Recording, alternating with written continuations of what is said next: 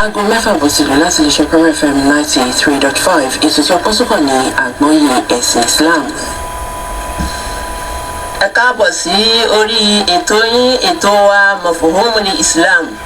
èyí tí a mọ̀ sí àgbọ́yé ìsìláàmù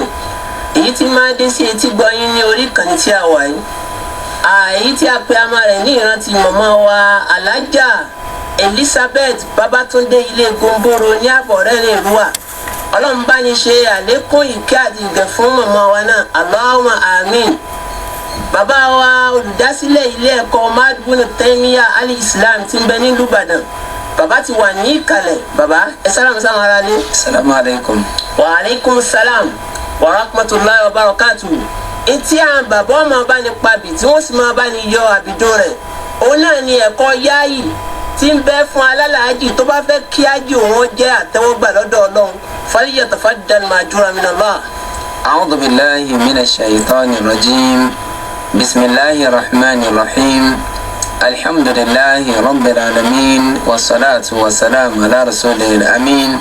Wa alihi wa ashabihi ajma'in. Adúpẹ́ ní ọ̀dọ̀ Ọlọ́run. Atọrọ ìkẹ́ àti ìgẹ́ Ọlọ́run lọ fún Ànábì wa Muhammad. Àlékún ìkẹ́ àti ìgẹ́ Ọlọ́run bá ní mo bá Ànábì wa Muhammad náà àti gbogbo àwọn ará ilé rẹ̀ lápapọ̀. Ní ìbámu sí ọ̀rọ̀ jíṣẹ́ Ọlọ́run bá sallallahu alayhi wa sallam, ìtàrí nínú Bukhari àti Muslim, al-umratu ila al-umra kaffaratun lima baynahuma wal-hajj al-mabrur laysa lahu jazaa'un illa al-jannah. Ìtumọ̀ òjíṣẹ́ Ọlọ́run bá sọ pé ká ṣe umura kan sí umura míì, yẹn ni pé èèyàn ṣe umura kó tó di ní oṣù àwẹ̀ tó ń dé èèyàn tó ṣe umura. Ìwọ̀nba àwọn ẹ̀ṣẹ̀ tí èèyàn bá dá lálàfo umura kan sí kejì ń ìhà dànù ẹ̀ṣẹ̀ òní ọ̀mà jẹ́ fún àwọn ẹ̀ṣẹ̀ tí èèyàn ti dá lálàfo umura kìíní sí ẹlẹ́ẹ̀kejì. wal hajjul mabrur, hajj tí èèyàn bá wá ṣe tó jẹ́ nǹkan àtẹ́wọ́gbà níwájú Ọlọ́run, téèyàn jìnnà sẹ́ṣẹ̀, téèyàn bá wọn dẹ́ṣẹ̀ kankan nínú rẹ̀, ọ̀rọ̀ àlùfànṣá ọ̀bá wọn sọ, táàjì rẹ̀ tó jẹ́ nǹkan àtẹ́wọ́gbà níwájú Ọlọ́run, laysa lahu jazaa'un illa al-jannah. Kò sí ní tọ́lọ̀ ń fẹ́ fi sẹ̀san fẹ́ni tó bá ṣe irú hajj bẹ́ẹ̀ tó lè ká bí kọ́lọ́run bá kó fi wọ̀ sínú ọgbà àlùjánnà onídẹ̀ra. Àwọn ń fi ọ̀kan sọ Ọlọ́run àfi ń bẹ Ọlọ́run. Àwọn ìyá tí wọ́n ń digbá dirun lọ́wọ́ lórí àti lọ sí hajj, Ọlọ́run ò bá ní mú adílẹ̀ Saudi láyọ̀ àti àlàáfíà ara, wájú wọn padà wá bá ní wá láyọ̀ àti àlàáfíà ara bákan náà. Tá bá fẹ́ kí hajj wa kó jẹ́ nǹkan àtẹ́wọ́gbà ní ìbámu sí hadithi yìí, ìrẹ́ bàbá ìrẹ́ màmá tó fẹ́ ṣe hajj yálà lọ́dún yìí ni àbáwá tó ṣe wípé owó tá a ṣàjọ ò tí ì tó láti ṣètọ́dún eléyìí ọdún tí ń bọ̀ náà ni, gbogbo ìgbà kí ìgbà tá a bá fẹ́ ṣe hajj, àwọn ẹ̀kọ́ yáàyì kan bẹ léyìí tó ṣe pé àwọn àfa oníṣẹ̀rí àti à ń gbé kalẹ̀. Àwọn ìlànà yìí wọ́n fẹ́ ká tẹ̀lé. Bá a bá lè tẹ̀lé pẹ̀lú ògo lọ́dọ̀ Ọlọ́run, hajj wa tá a bá ṣe yóò jẹ́ nǹkan àtẹ́wọ́gbà. Àwọn tá à ń ṣe hajj ní pàtàkì jùlọ àwọn tá à ń ṣe nílẹ̀ Yorùbá níbí, a bùkátà sí àgbọ́yé léyìí tó ṣe pé ó jẹ́ dùn púpọ̀ nípa hajj kó lè bàa jẹ́ nǹkan àtẹ́wọ́gbà, kọ́lọ́ọ̀bà kó gbà á lẹ́sìn fún wa. Àwọn kọ́ńtà ṣì dábàá fẹ́ kí hajj wa kó jẹ́ ìtẹ́wọ́gbà, kó jẹ́ tí wọ́n san lẹ́san lé lórí. Ó pọn dandan fún alálàájì bẹ́ẹ̀ abẹ́ni tó fẹ́ ṣe umrah an yaqsuda bi hajjihi wajha Allahi ta'ala. Kọ́ ẹ pé hajj rẹ̀ tó fẹ́ lọ ṣe nítorí pé òfin wá ojú rí Ọlọ́run bá nìkan. Ṣe é pẹ̀lú ikhlas, má ṣe nítorí ẹnì kankan ṣùgbọ́n nítorí t'Ọlọ́run bá. Má ṣe ní ti ṣe kárí mi, má ṣe ní ṣe ká gbọ́ mi, má ṣe nítorí kí orúkọ ó tún lè bá a kún orúkọ rẹ, kí ròyìn rẹ kó tún lè bá a pọ̀. Ẹni pé tẹ́lẹ̀tẹ́lẹ̀ Mr. Lọ́njẹ́ ọ̀gbẹ́ni mi, ó wá di Alhaji Lámìrín. Má jẹ́ pé àníyàn rẹ tó fi lọ sí hajj, má jẹ́ pé lẹ́yìn. Ṣùgbọ́n lọ nítorí t'Ọlọ́run bá subhanahu wa ta'ala, lọ lẹ́yìn tó fi tẹ̀lá sí Ọlọ́run àti òjíṣẹ́ Ọlọ́run bá, ìgbàgbọ́ tó ní sọ́lọ́run, ìgbàgbọ́ tó ní sí ẹ̀san téèyàn ó rí níbi kéèyàn ṣe hajj, lórí pé torí eléyìí nìkan ìlò ṣe hajj. àní kò ṣe hajj rẹ taqarruban ila Allah subhanahu wa ta'ala kó lè bá dẹ́ni àsúnmọ́ lọ síwájú ọlọ́run ọba Allah má torí nǹkan kan mi má torí ẹ̀ ṣe ń torí tọ́lọ́run ọba nìkan ṣoṣo. nínú suratul an'am Allah subhanahu wa ta'ala ó ń sọ fún wa níbẹ̀ wípé kul inna salati wa nusuki wa mahyaya wa mamati lillahi rabbil alamin. ọlọ́run ní sọ fún mi pé dájúdájú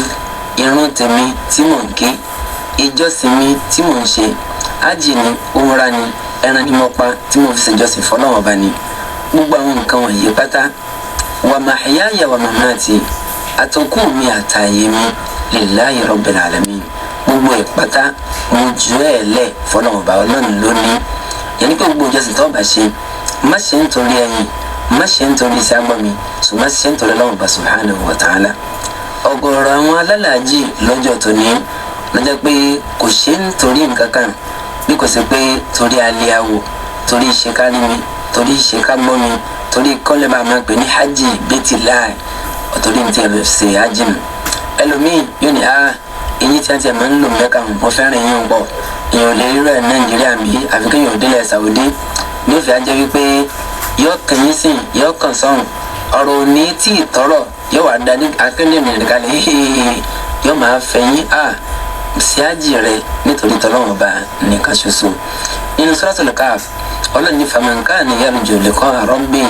falya'mal 'amalan salihan wala yushrik bi'ibadati rabbih ahada. ọlọ́ni rẹ̀ jísọ́lá Muhammad sọ fún wa pé gbogbo ẹni yòówù tí bá ń ṣe àgbélé pé ọjọ́ kan bẹ tó wọ́n bọ̀ náà bá wọn pàdé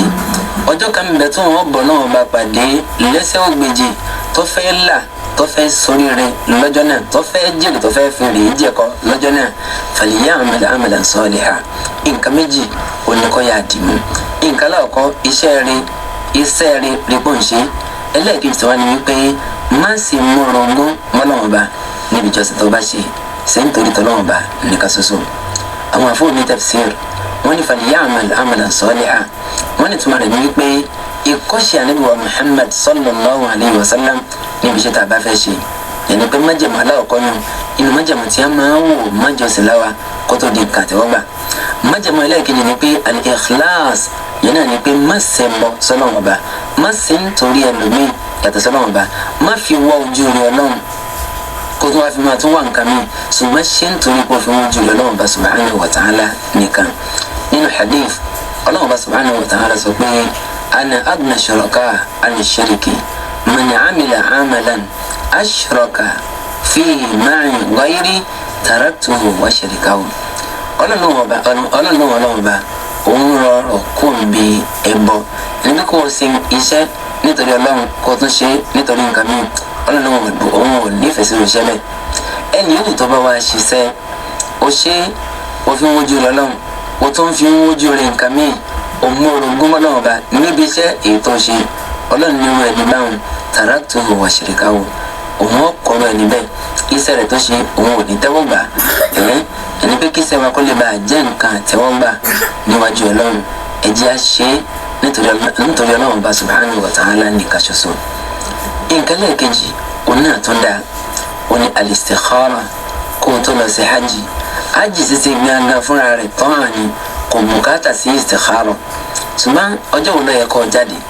irú bàálù ló yẹ kó wọ̀ irú àwọn ló yẹ kẹjọ kó wọ̀rin lọ níbi ìrìn àjò tó fẹ́ ṣe kò bùkátà sí kò ṣe istikhara báwọn afáàbí wọn ṣe kọ́ wa nígbà mo sí bí àdúgbò Muhammad sallallahu alaihi wasallam bó ṣe ṣe àlàyé rẹ̀ láì ní fi àfikún kankan kan. nǹkan lẹ́ẹ̀kẹta kí hajj wa kó lè bá jẹ́ nǹkan àtẹ́wọ́gbà níwájú Ọlọ́run Ọba ó dínà fún alálàájì an yantaqiba al-mal al-halal owó tó jẹ́ owó halal oníkọ́ sàlẹ́sà láti lọ́ọ́ fi ṣe hajj rẹ̀ oògùn ara rẹ̀ owó tó kójọ láti pàṣẹ oògùn ara rẹ̀ ìwọ ọba onáfẹ́ kéèyàn lọ́ọ́ fi ṣe hajj. ìtumọ̀ eléyìí wípé má lu jìbìtì nítorí pé o fẹ́ lọ sí hajj má fọmọ ọlọ́mọ má fi ṣoògùn owó nítorí pé o fẹ́ lọ sí Mẹ́kà ṣùgbọ́n ṣe hajj náà níbàámu sí pé owó tó fi ra tíkẹ́ẹ̀tì owó rẹ ni má ṣe hajj láti bí owó èyí tó ṣe pé ó lu jìbìtì rẹ̀ àbọ̀wọ́ òlu ńlọ́wọ́ kójọ lọ́wọ́ lọ́ fi ṣe hajj àbí bàbá àbí ìyá tó tiẹ̀ bí ọ ńlọ́wọ́ gbégbọ́ ọ̀sẹ̀ lórí pé n bá ti lọ ṣe hajj ní màá ṣàdúrà fún wọn tí n bá dé màá kọ́ mọ́ṣáláṣí lóko wọn màá dálé ẹ̀kọ́ lẹ̀ nítorí wọn owó ìròyìn lẹ́yìn ọlọ́run bò ní tẹ́wọ́ gbà ó nínú hadith òjíṣẹ́ náà bá sallallahu alaihi wasallam sọ pé inna Allaha ta'ala tayyibun la yaqbalu illa tayyiba dájúdájú ọlọ́run ọba yín ọba tó mọ́ ni ọba tó dáa ni kò ní í tẹ́wọ́ gba nǹkan kan lọ́wọ́ ẹ̀dá lẹ́sìn àfi kí nǹkan náà kó jẹ́ ntọ́ mọ́ kó jẹ́ ntọ́ dáa nínú hadith mi òjíṣẹ́ náà bá sallallahu alaihi wasallam sọ pé ayyuma lahmin nabata min suhutin fannaru awla bihi èyíkéyìí ẹran ara tó bá dàgbà sókè láti pàṣẹ oúnjẹ haramu láti pàṣẹ oúnjẹ tí ò tọ́ irú oríkèé ara báwọn fannaru awla bihi inú ọlọ́wọ́n bá oníyọ́ lẹ́tọ̀ọ́ sí kọ́ jẹ́ irú ara báwọn jùlọ tó bá jọ́ mi dàrí kíámẹ́ hadith yìí àárín musnadu imam ahmad kọ́nà bá kó bá ní ẹ̀kẹ́ wọn nínú àwọn ẹ̀kọ́ bákan náà at-tawbatu min jami'i dhunubi wal ma'asi ìrẹ́tọ̀ fẹ́ lọ sí ájì gbìyànjú kórìpọ̀ túbá pọnrangandan kó ń bí àwọn ẹ̀ṣẹ̀ kéékèèké àtàwọn ẹ̀ṣẹ̀ ní ńláńlá yálà hajj lọ fẹ́ lọ ṣe ni àbí umra lọ fẹ́ ṣe ni jáwọ́ kó ń bí ẹ̀ṣẹ̀ má ní lẹ́mìí wípé tí bá ti dé ó tún padà sídìí ọtí kódà bẹ́ẹ̀ má ní lẹ́mìí pé tó bá ti dé ó tún padà sídìí ẹ̀ṣẹ̀ ebi àtàtà pé tí a bá ti ṣe hajj èèyàn dọ́mọ tuntun ni tí ò lẹ́ṣẹ̀ kankan lọ́rùn mọ́ má jẹ́ ọjọ́ pẹ̀tọ́ lé lẹ́yìn ìyẹn méjì lè ṣẹ̀ lásìkò kan náà kọ́ ẹ pé yí ẹ̀ṣẹ̀ kan náà ni wọ́n jọ dá kọ́lọ́ wọn mọ́ foríjẹ nìkan kọ́ mọ́ foríjẹ ní ẹnìkejì wa yaghfiru ma duna dhalika liman yasha tí ò sẹ́ni kankan tí ó bí ọlọ́run pé òṣìṣẹ́ bẹ́ẹ̀ ìyẹn ni wípé tó bá kù mí gbogbo ẹ̀ṣẹ̀ pátápátá láì ní lẹ́mìí pé tó bá dé ó tún padà sídìí ẹ̀ṣẹ̀ yẹn mọ́ lábẹ́ bẹ́ẹ̀ náà bákan náà dúkìá onídúkìá tó gbẹ́sẹ̀ lé dá padà owó olówó tó gbà mọ́tìẹ̀ dá padà fẹ́ntó ní bíbẹ́ ẹ̀bá kọ́ tútúbà rẹ̀ tó túbá kó ń bí ẹ̀ṣẹ̀ kò tí ì nítumọ̀ kò tí ì jẹ́ nǹkan àtẹ́wọ́gbà níwájú ọlọ́run lára ń tá a gbọ́dọ̀ dì mẹ́rù wa àwa tá a jẹ́ alálàájì an yatafaqaha al-hajj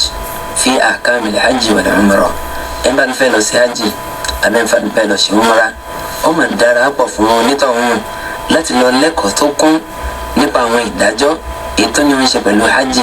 àbí umrah èyí tí yàn fẹ́ lọ ṣe lọ lẹ́kọ̀ọ́ tó jíndò lọ nímọ̀ nípa hajj tó fẹ́ ṣe torí pé hajj wàhálà máa ń bẹ́ẹ̀ lè tọ́pọ̀ owó tí yóò máa ná bí hajj ó máa pọ̀ ọ̀pọ̀ rẹpẹtẹ kò wá ní ìdákọ́jẹ́ pé àti wàhálà àtowó méjèèjì ó wà lọ lásán téèyàn wà ní gbàládàbọ̀ láti bí hajj téèyàn lọ sí ọ̀pọ̀lọpọ̀ náà àwọn alálàájì wa tí ń kó lọ sí Mẹ́kà ọ̀pọ̀lọpọ̀ náà wọn lẹ́kọ̀ọ́ tó jíndò nípa ntọ́jú mọ́ọ̀rọ̀ hajj lè tí ń ṣe nínú àwọn tí ń kó wọn lọ náà wọn tún máa ṣe àwọn tí ń ṣe hajj wọn tún máa ṣì wọn lọ́nà lábalábó lápẹ̀rẹ̀ nísìn lẹ́yìn òkú alákọ̀ọ́kọ́ ìta àbákọ́kọ́ lẹ̀ òkú ọjọ́ kọkànlá kejìlá kẹtàlá kìí ṣèdájí kìí sòrò lèèyàn máa lọ ọ̀lẹ́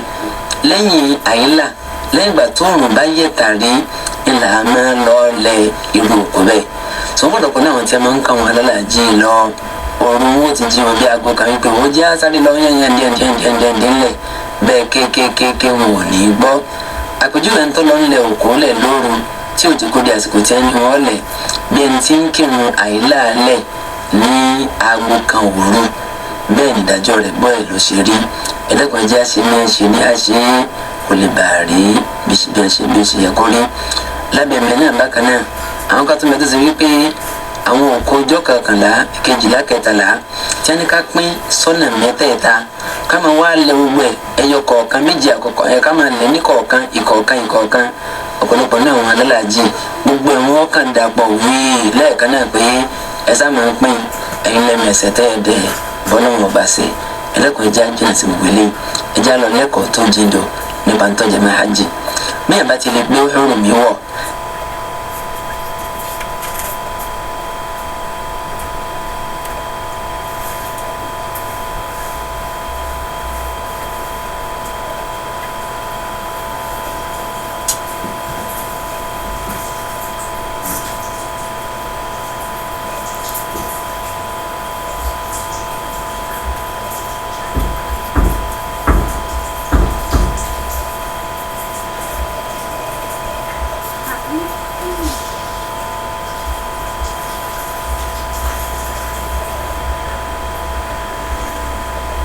àtàjì àti umura ìyẹn ó kà méjèèjì papọ̀ láì jẹ́ pé ọkọ̀ parí umura náà kó tó wá dáwọ́ lẹ́sẹ̀ hajj sọ àwọn hajj mẹ́tẹ̀ẹ̀ta yìí ìkọ̀ọ̀kan lọ́nà àwọn ìdájọ́ lè tọrọ mọ́ àbí hajj gangan fúnra rẹ̀ tó bá ti lè gbé ìhẹ́rámù báyìí tó má ní ọ̀pọ̀ pọ̀ fẹ́ ṣe hajj àwọn nǹkan bẹ̀lẹ́ yìí tó ṣe pé alálàájì gbọ́dọ̀ jìnnà sí ọgbọ́dọ̀ jìnnà sí tí è di àwọn àsìkò kan yẹn ni pé tí èsì tahallul ọgbọ́dọ̀ jìnnà sí àwọn nǹkan kan lára tó gbọ́dọ̀ jìnnà sí ìkànnì ọwọ́ rẹ̀ ọgbọ́dọ̀ gé fìlà ọgbọ́dọ̀ dé irun orí gbogbo ibi tí wọ́n bá wà lára pátápátá ọgbọ́dọ̀ mú kúrò aṣọ tí a bá ń lè dé ara èèyàn gbọ́dọ̀ wọ̀ ọgbọ́dọ̀ lọ́fíńdà èèyàn gbọ́dọ̀ dẹ́dẹ́ran èèyàn gbọ́dọ̀ bọ́ obìnrin láṣepọ̀ gbogbo àwọn nǹkan wọ̀nyí ọ̀pọ̀lọpọ̀ ní àwọn alálàájì wọn lẹ́kọ̀ọ́ ń pa rẹ̀ tó bá tiẹ̀ tó wá di níjọ́ àràfà wọ́n bá ti ń dọwọ́ ọ̀rọ̀ lẹ́ báyìí wọ́n máa pariwo àwọn ti dàlájí o àwọn ti dàlájí o sábàkà wì lórí fìlà ó di wì lórí ẹ dákun sáwà mọ́ńtà ń ṣe báyìí ọ̀pọ̀lọpọ̀ ní àwọn alálàájì nígbà bá tó dé jẹ́dà ni wọ́n tó sẹ́ gbé ìrọ̀rùn jẹ́dà yìí ṣe mi kóòtù falálàájì nàìjíríà ẹja bẹ̀rù ọlọ́run àwọn tá à ń kó wọn lọ náà ẹja fìbẹ̀rù ọlọ́run ṣe ẹja páyọ̀ ọlọ́run bá àwọn èèyàn yí owó tó tóbi ìyẹn mú lọ sí mẹ́ka ẹja jẹ́ kí wọ́n gbà ládàbọ̀ láti mẹ́ ìta àbádébẹ̀ ni wípé ẹ bá fẹ́ lọ sí hajj ó ti di dandan an yatafaqaha fi ahkamil hajj wal umrah àwọn ìdájọ́ tó ní ń ṣe pẹ̀lú hajj àti umrah kọ́nítọ̀hún kọ́ lọ lẹ́kọ̀ọ́ nípa rẹ̀ dáadáa kó tó di wípé ó dáwọ́lé hajj ní ṣíṣe bákan náà àwọn ìdájọ́ tó ní ń ṣe pẹ̀lú pé èèyàn ṣe ìrìn àjò àádáhùn ákírun zuri àti asri lásìkò zuri ni tàbí lásìkò asri magrib àti ṣáì lásìkò magrib ni tàbí lásìkò ìṣáì àbáwọn àyè tí wọn sọ pé ká tiẹ̀ kírun bí magrib àti ṣáì àti àsùnbà àti ẹni ká kí ni Muzdalifa bílẹ̀ sí lè kó sọ ní àràfà tó ọ̀gbọ́dọ̀ kí magrib àti ṣáì ń bẹ wọn láti dé Muzdalifa wọn fẹ́ ká sùn bẹ́ẹ̀ ni wọn fẹ́ kó ọ̀rẹ́ bẹ̀ kọjá àfẹnitọ́ bá rẹ̀ tá a rẹ̀ wáyà nìkan àfàwọn tí a bá tún jẹ́ bí arúgbó ìdẹ́kọ̀ àwọn ẹ̀kọ́ wọ̀nyí ó ṣe pàtàkì ń pọ̀ ẹ̀jẹ̀ àná lẹ́kọ̀ọ́ nípa hajj àti umra nínú àwọn ẹ̀kọ́ ètò ẹ̀kẹ́ aláàjì kí a fi kún ayyaktubal wasiyya kó tó di kó ṣe ìrìn àjò ṣe àsọ́ọ́lẹ̀ fáwọn ọmọ rẹ kó tó di kó ṣe ìrìn àjò ẹni tó jẹ lówó ṣàlàyé fún ẹni tó kówó sí ọ lọ́wọ́ ṣàlàyé fún wọn ẹni tó kẹrù kan sí ọ lọ́dọ̀ gbogbo àwọn àlàyé yìí lọ gbọ́dọ̀ sí nítorí gbọ́dọ̀ mẹ́sìlẹ̀ ni wípé àjálùmọ̀ biyadillahi subhanahu wa ta'ala àsìkò lẹ́nu kọ̀ọ̀kan wọ́n kù kọ́sẹ́ ń tọ́ máa ọwọ́ ọlọ́run bá subhanahu wa ta'ala ẹnìkan ńlọ́wà àdúrà wa ni wípé gbogbo àwọn alálàájì wa pátápátá ọlọ́run jẹ́ kí wọ́n lọ rí ọlọ́run jẹ́ kí wọ́n bọ̀ rí wọ́n kẹ̀sì gbogbo ẹni tó bá lọ Mẹ́kà náà ni yóò máa fọkàn sí pé wọ́n lọ rí òun wọ́n bọ̀ rí súnà ọlọ́run ni ó sì lọ lórí eléyìí àsìkò sí kálukú òkú ọlọ́run tí ó ti wà ní àkọọ́lẹ̀ àwọn tá ń lọ náà àbáwọ̀ tá ń tiẹ̀ máa ń gbọ́ lórí rédíò nígbà tí a máa ń kírun Mẹ́kà láwọn àsìkò dásìkò ìrun kan sí kejì wọ́n máa ṣe as-salatu ala al-amwati yarhamukumullah ẹ̀jẹ̀ kírun sáwọn òkú la ọlọ́wọ́ bọ́ kẹ́yìn ọlọ́wọ́ ṣàánú yín bẹ́ẹ̀ wà náà lè wà nínú wọn òun láti ṣe wà sí yàlẹ̀ ẹni tó jẹ́ ń gbèsè jí káwọn máa rí ọmọ sọ́nà wọn ti jẹ́ lówó eléyìí wọ̀ pàtàkì bí ẹni tí wọ́n gangan tó jẹ́ lówó torí pé nafsul mu'mini mu'allaqatun bidayni hatta yuqda anhu ẹ̀mí mùsùlùmí wọn ò dè mẹ́lẹ̀ ní wọn ò ní jí oríkèé ọlọ́wọ́ bá gbà ó títí tí wọ́n fi máa san gbèsè tó bá jẹ́ ẹ́ lẹ̀ ẹni tó ń láti ṣàlàyé fáwọn ọmọ rẹ pé tọ́ ẹ dákun o lámọ́ ní báyìí mo jẹ́ lówó o àlẹ́ ní yọ ìyà kọ́ pẹ́ o àlẹ́ ní yọ pẹ̀kọ́ yá o mo lè ní ìdè kí n dé o mo lè ní ìdè kí n tún má dé o gbogbo àwọn àlàyé yìí la gbọ́dọ̀ ṣe fáwọn ọmọ wa bó tẹ̀ pé ọ̀pọ̀lọpọ̀ lówó mi ì fẹ́ gbọ́ nípa kú inú Suratul Luqman ọlọ́ni wa ma tadri nafsun madha takdhibu ghadan wa ma tadri nafsun bi ayyi ardin tamut inna Allaha alimun khabir ọlọ́ni ẹ̀mí tí ò jẹ́ nǹkan kan lónìí táwọn fojú pé ò jẹ́ nǹkan kan lónìí kí ni tí ó dà lọ́la kò sẹ́ni tọ́ máa iṣẹ́ rẹ̀ wò láàṣẹ lọ́la kò sẹ́ni tọ́ máa iṣẹ́ láàbí wò lè dáwọ́ sí lọ́la kò sẹ́ni tọ́ máa bákan náà ìlú boni títà ó dé bá wa ẹ̀mọ́ láàkú sí kò sẹ́ni tọ́ máa òjíṣẹ́ náà bá sallallahu alaihi wasallam wọ́n tọ́nà bá fẹ́ gba ẹ̀mí ẹrú kan sílùú ibì kan bùkátà rẹ̀ yóò wá jù sílùú náà bí tí wọ́n ti ń gbìyànjú àti níyà bùkátà náà ibẹ̀ ní kú ibẹ̀ ní yọ kà mọ́ inna Allaha alimun khabir dájúdájú náà bá ọba tó nímọ̀ nípa ń tà ń ṣe ni yóò sì fún wa nírò nípa ogun tá a gbélé ayé ṣe pátá òjíṣẹ́ náà bá sallallahu alaihi wasallam oni ma haqqu mar'in muslimin lahu shay'un yuridu an yusiya fihi anabi ní kò lẹ́tọ̀ọ́ fẹ́ni tó bá jẹ́ mùsùlùmí tó mọ náà bá gbọ́ tààrà tó ní àsọ́ọ̀lẹ̀ kan àbúrò tó fẹ́ sọ fáwọn ọmọ rẹ̀ yabitu laylatayn tí n tó fẹ́ sọ àsọ́ọ̀lẹ̀ ọwọ́ àmọ́júmọ́ ọjọ́ kìíní ọjọ́ kejì ò ní tí sọ illa wasiyyatun maktubatan indahu àwọn káyọ̀ pé o ti kọ́lẹ̀ o ti ṣàlàyé ẹ̀ fáwọn ọmọ rẹ̀ Imam Bukhari àti Muslim onímọ̀gbà hadithi àwọn onímọ̀gbà wa nínú àwọn ẹ̀kọ́ yáyì ètò ẹ̀kọ́ máa bẹ lára alálàájì òní wípé wọ́n fẹ́ fálálàájì kọ́kọ́ àwọn ọmọ rẹ̀ kọ́kọ́ wọn jọ àtìyàwó àtàwọn alásùnmọ́ rẹ̀ thumma yusihim bitaqwallahi azza wa jalla kó wá bá wọn sí wáàsí kó sí wáàsí ìbẹ̀rù Ọlọ́run bá kó sí fún wọn ẹni tí ìkírun dáadáa kó sálàyé fún pẹ́tọ́ máa kírun o ẹni tí ìṣe dáadáa kó pálásẹ láti máa ṣe dáadáa ẹni pé kó sí wáàsí fáwọn ọmọ rẹ̀ ìbẹ̀rù Ọlọ́run oníkéènù hàn. inú Suratul Nisa ọlọ́ni walaqad wassayna alladhina utul kitaba min qablikum wa iyyakum an ittaqullah ọlọ́ni láìsí àní-àní ní ti pàápàá àti òdodo àti sọ àsọọ́lẹ̀ fáwọn ẹni ìṣáájú ní àwọn ahlul kitab Yahudi àti Nasara àsọọ́lẹ̀ kí Ọlọ́run bá sọ fún wọn náà ni pé kí wọ́n bẹ̀rù Ọlọ́run bọ́lá ń ṣe wá pa wọ́n láṣẹ kí wọ́n bẹ̀rù Ọlọ́run bẹ́ẹ̀ náà ní ń pa wá mùsùlùmí náà Ọlọ́run bá ń pa á láṣẹ kí wọ́n náà bẹ̀rù Ọlọ́run èyí pé lára ojúṣe rẹ bàbá àbí mọ̀mọ́ tó fẹ́ lọ sí hajj àwọn ọmọ rẹ ké sí àjọ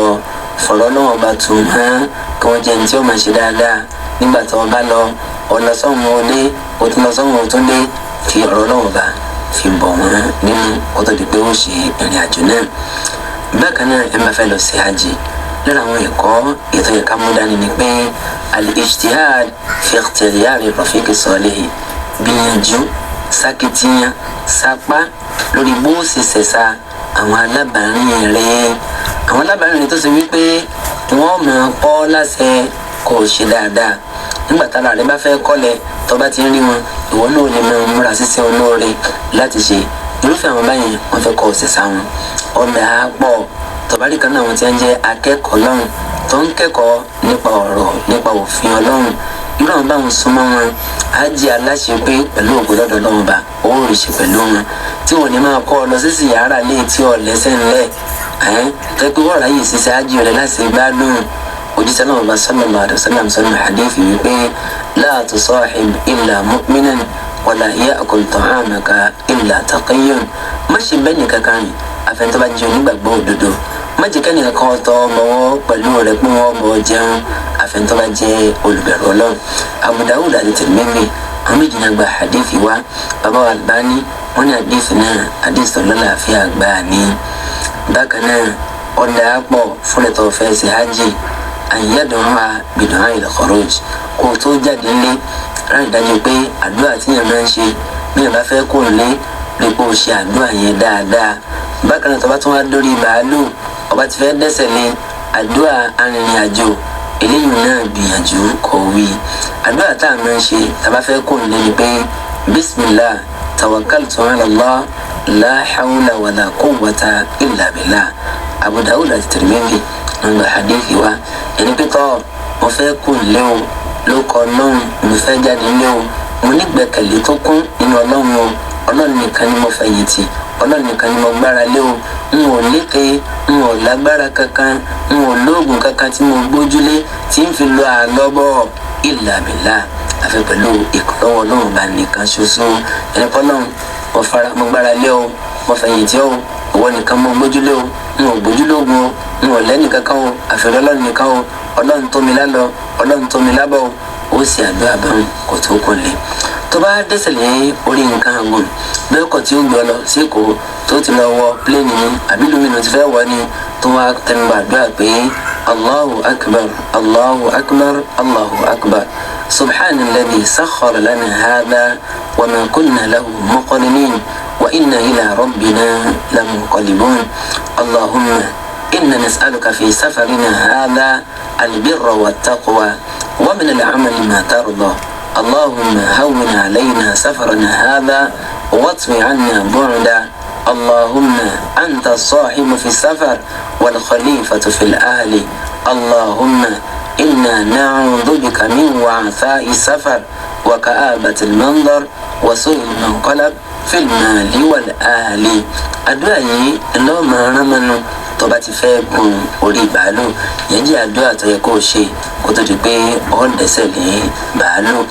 nínú àwọn ẹ̀kọ́ bákan náà ni pé tó bá ti lè ń dí ààyè ibì kan ẹ bá ti ń sọ̀kalẹ̀ láwọn ibùsọ̀ kọ̀ọ̀kan máa ṣe àdúrà wípé a'udhu bi kalimatillahi tamma min sharri ma khalaq. pẹ̀lú ògbọ́nà tó fi kó nu ààyè bẹ́ẹ̀ aburú kankan kò ní ọ ṣe. bí bàálù bá wá ń lọ òkè máa sọ pé Allahu akbar Allahu akbar máa gbé tóbi fọlọ́run. bí bá ti ń wálẹ̀ máa ṣe subhanallah subhanallah. àwọn gbólóhùn yìí ni là máa wí bí bàálù bá ń lọ òkè àbí bí bá ń lọ ọlẹ̀. tó bá tún wá dé ìlú tó bá dé ilẹ̀ mímọ́ nílùú ńlá ájì tó lọ ṣe dákun ní kó gbájúmọ́ owó ṣíṣe jẹ́lẹ̀yìn ọ̀dẹ́yìn ájì rí pọ́ǹkìrún wákàtí 5 ní ọlọ́wọ́ba ìyẹn ní Káàbà. má gbàgbé ìrun wọ́rọ̀ kan tó ọba kí bóyá ilé àlápẹ́júwe 1,100 láàdá 100,000 láàdá lèyàn máa gbà lórí ìrun wákàtí kọ̀ọ̀kan. gbìyànjú kó rí pọ́ǹkìrún ní jàmáà. bákan náà mójútó àdúrà ní ṣíṣe kìrátùl Qur'an rípò ń ṣe tìláwà dáadáa rípò ń ṣe àdíkìrì dáadáa wà á máa ṣe dáadáa pẹ̀lú àwọn alálàájì ẹni tó mà rí ṣe dáadáa sí wọn nínú ọ̀rọ̀ ẹnu ṣe dáadáa sí wọn nínú ṣe pẹ̀lẹ́ pẹ̀lú wọn má dàgẹ́ bí igi ẹlẹ́gùn tí ò ní ṣe é súnmọ́ máa ṣèkùn lọ́wọ́ fẹ̀yìntàn bá bùkátà sí. àwọn àyíká ń bẹ tó pàtàkì tọ́kìlẹ̀ tó jẹ́ alálàájì kọ́ bẹ́ẹ̀ lọ́wọ́ bá gbà níbẹ̀. ìkíní lórí òkè Sọ̀fà àti Márùwà lọ́jọ́ àràfá bẹ́ẹ̀ sọ wà láràfá wọn rípọ̀ níbẹ̀ lọ́wọ́ bá dáadáa. bákan náà tó bá fẹ́ mu omi Zemzem rípọ̀ níbẹ̀ lọ́wọ́ bá òun ṣe àdúrà sì máa ṣàdúrà fúrílẹ̀-èdè wa Nàìjíríà kọ́nà ọba kó jí ó túbà kó jí ó túṣẹ kọ́mọ̀jẹ̀ kí ìlú náà kọ́mọ̀jẹ̀ ó tú mọ̀ wá lórí kọ́mọ̀jẹ̀ kí á rí ogun níbẹ̀ kọ́nà ọba kó ṣe wà lọ́mọ àlùjánnà kọ́mọ̀ṣẹ̀ wà ní ọmọ àná. adúpẹ́ ní ọwọ́ àwọn afáà wa kí wọ́n kó òun láti àtàárọ̀ ọlọ́run ní jẹ́ tẹnugbú bí ọwọ́ Allahumma amin. tí ó fi dijọ́ mẹ́jọ tẹ́ máa pàdé àwọn àfáà wa ní orúkọ ọlọ́wọ́ bọ́tìnì Chinelo Ìdíkè ọlọ́run ní jẹ́ kí ọgá mọ́ná. olóòtú ètò Alhaji Abdulrasheed Adéwálé Abdulaziz ní èmi ọmọ yín olólùfẹ́ yín Abdulsalam Muhammadu Awal bunu sùúrù yín dágbére pé wàhálà lè kọ́.